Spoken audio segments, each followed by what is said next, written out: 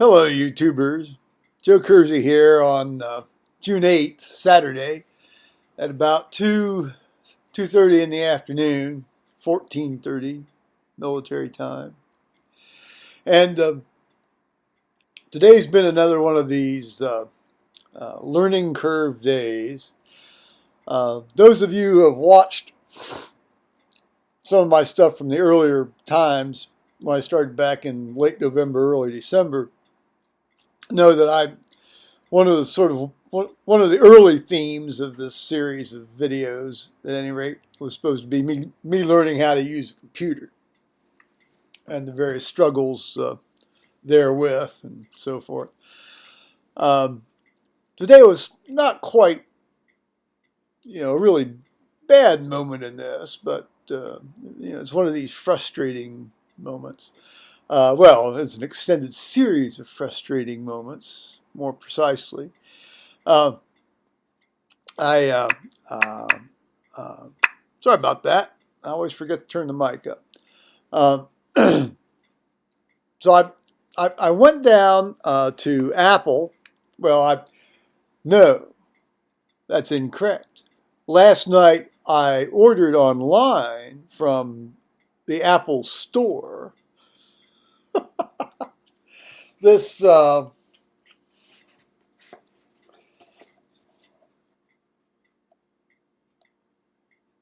USB super drive that they make. Well, some sweatshop people in China made. And a very nice job they do of it, too. And because any software I've had to put into the machine, even though it comes with the little disk, I couldn't do that because I didn't have one of these till now. I could have done it, I suppose, if I'd had it then. And so I ended up downloading all the software I had to use anyway. And in the case of my slide scanner and negative scanner, it's I think I actually may try to put that software in from the disk now that I've got this. But oh Lord, trying to register the thing, it just takes. You've got this. It's about this 35 character long ID, and they want you to do it three. It's just awful. It's the Germans. They're very precise, and they like to be sure everything's just so. But it's a heck of a scanner. So we'll see on that. Anyway, so here's my new toy. There goes my new toy. And the USB cable, which I was wondering, gosh, I think I'm going to drive down and buy a USB cable somewhere. No, it's actually pre-attached. It's all built. See, you got the little plug and everything. So matches the rest of the machine. That's neat. I always kind of like that. It's got this sort of felt dust excluder here in the slot, which it's always nice to have a dust excluder, but my experience with these kind of, felty, rubbery things is that they end up crumbling over time. And I just what happens when you get one of these big crumbling chunks, floating around inside this laser canister. I suppose something might pop up on the screen and tell me about it. And then I can scamper down and have it repaired. We shall see. So anyway, of course, had to try this thing out. So indeed, it does play standard DVDs absolutely fine. Very intuitively, no problem. So I thought, well, let's just see, since this is supposed to be a DVD burner as well.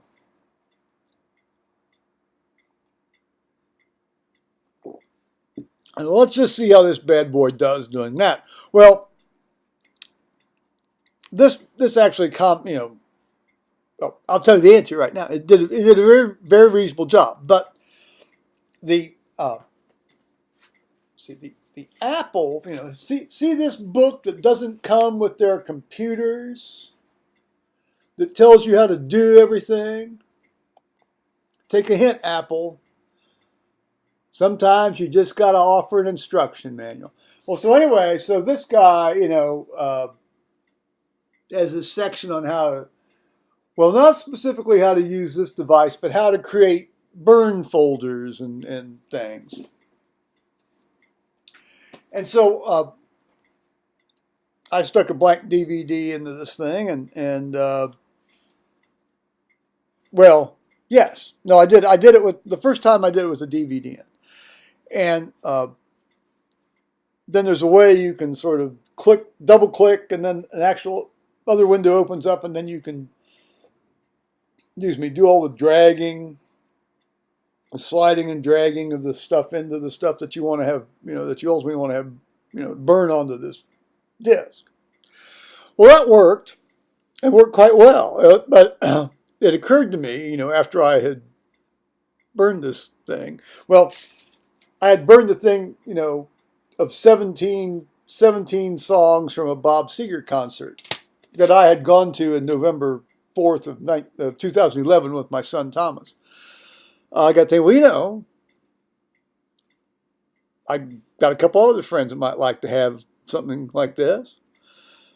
And then, of course, I thought, well, if I'm going to have to do all that dragging all over again.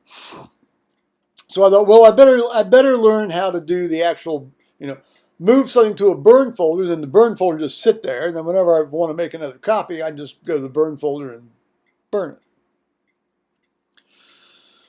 Which is probably what I should have done in the first place. But see, when I went to do it, I don't know whether I left a blank CD in the thing while I was doing this. Now maybe that was a problem, but as it turned out, I tried it later on with the blank CD out, and that one. The problem is me, not. I'm sure it's me because I don't understand how to do this just yet. I know that you can get two Finder windows open. You can get a window open over here that's got all your files that you know how to use and find and do, and then you can get a blank window, or, well, it's not a blank window, but it's a window dedicated to something that's got nothing in it, and you can move all this stuff, and it goes, Well, that required. Well, let's put it this way, guys. It's 2:30 right now, and I picked this thing up at 10:05. About a mile and a half down the road, and now I'm just now settling down from from doing this, but it works, but it's not elegant. It doesn't look, in my hand. Now, all the files are there, and you can open each file, and you can see all the songs, and Bob Seger's doing his thing. If you can get really into it, as I explained in an earlier video, if Capricorn or Oakland are around, they'd try and run and find the CD and grab it and hide it. My Lord, for all I know, these huge beasts might have tried to grab the computer and hide it. If they realized that was the source of the sound. So there's a fly. There's always a fly. Well, anyway, so I did, the original effort was 17 files. That worked out, and then I did two more with 20 files that, of course, after sorting back through all my movies, I found that there were 3 that I hadn't put in the first time. Well, sorry about that big thump. That was ill-conceived and ill-timed. I'm now going to leave you, given the fact this has been a very frustrating sort of experience, but not as frustrating as some things have been. So, after almost 9 months now, there's a bit of progress in terms of how I settle into this, well, it's going to be a long slog. Just be patient. John Chrysostom has, well, he's got a lot to say about everything because he's a very wordy so-and-so. But I was reading something last night and early this morning about his take on anger. Well, this is considerably, this is just but a short passage from his, because these guys just love to go on and on and on, which is, well, that was their style then. Perhaps that's my style now. Anyway, it has to do with anger. And now, while, you can be angry at a device or an operating system or a way a machine works or anything, his remarks are more apposite to people who have interpersonal anger. But, you can generalize these out beyond just interpersonal things. But I thought this was a fun thing, and it talks about, he takes the point of view as, oh, you're a bystander in the agora in a Greek city, because this is early church. He's an early church father. He, wrote, around the 200s, 300s, and maybe a little later. Well, yeah. Well, anyway, it's the Greek, the Hellenistic culture of the ancient church, and